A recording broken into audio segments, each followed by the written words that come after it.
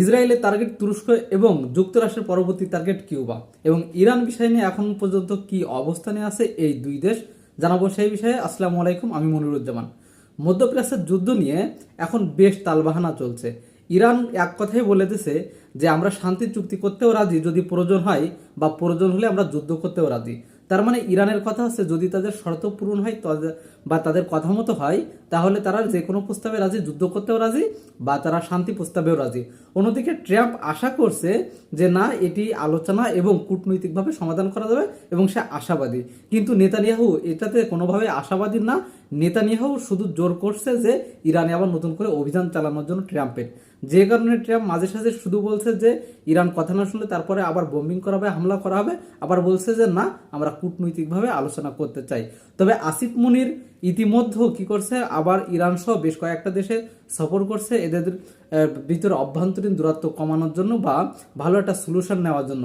এবং কাতার মধ্যস্থতায় আরও নতুন করে যুক্ত হয়েছে এবং তার থেকে বিশেষ কথা যে সৌদি আরব নতুন করে একটি অ্যালাইন তৈরি করার চেষ্টা করছে মধ্যপ্রাচ্যে, যেটা ইউরোপীয় অ্যালাইন বলতে বোঝেন যে একটা দেশ আর একটা দেশকে হামলা করবে না, সবাই শান্তিপূর্ণভাবে বজায় থাকবে এবং সবাই সবার অস্তিত্ব স্বীকার করবে, সার্বভৌমত্ব স্বীকার করবে, কোনো বর্ডারে কেউ কারোর উপরে কোনো হামলা করবে না, এমন একটি চুক্তি বা এমন একটি প্রস্তাব নিয়ে মধ্যপ্রাচ্যের দেশগুলোকে একত্র করার চেষ্টা করছে সৌদি আরব।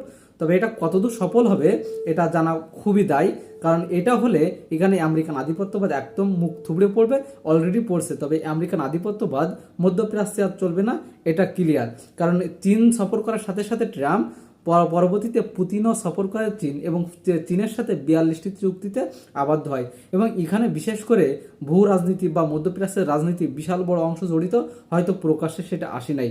তবে ইতিমধ্যে চীন সফর করা শেষ করছে পুতিন এবং তিনি দেশে ফিরছেন এবং আগামীতে জানা যাচ্ছে যে কয়েকদিনের ভিতরে শি জিনপিং তিনি কি করতে পারে, উত্তর কোরিয়া সফর করতে পারে।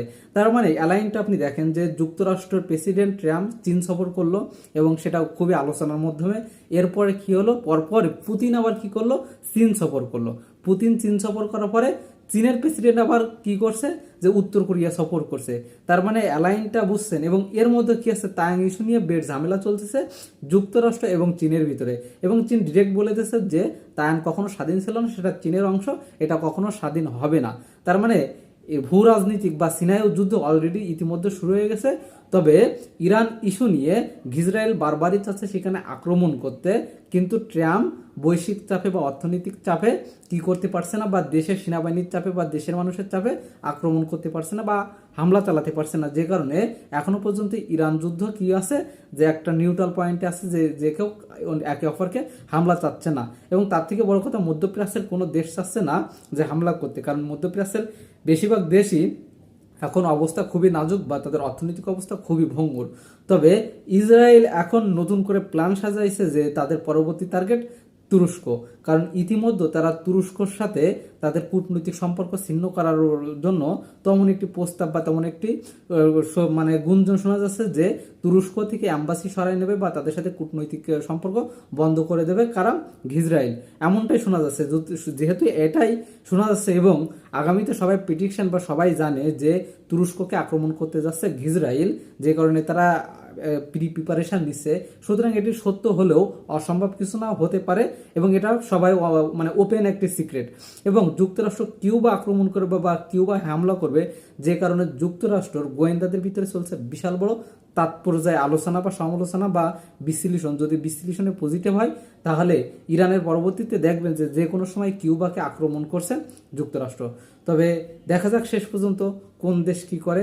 তবে তুরস্ক বসে নাই, তুরস্ক ও পূর্ব প্রিপারেশন নিচ্ছে এবং তুরস্ক তাদের সামরিক মহড়ায় তাদের কি কি শক্তি আছে, ড্রোন থেকে শুরু করে কি কি মিসাইল আছে বা তাদেরকে প্রতিরক্ষা ব্যবস্থা কি কি আসে, সবকিছুই তারা তাদের সামরিক মহড়ায় প্রদর্শন করছে বা ভিডিও ফুটেজ আকারে প্রকাশ করছে। সুতরাং তারাও বসে নেই। সামনে যদি নতুন করে শুরু হয় আবার নতুন একটি যুদ্ধ, তাহলে অবাক হওয়ার কিছু নাই, খুব দ্রুত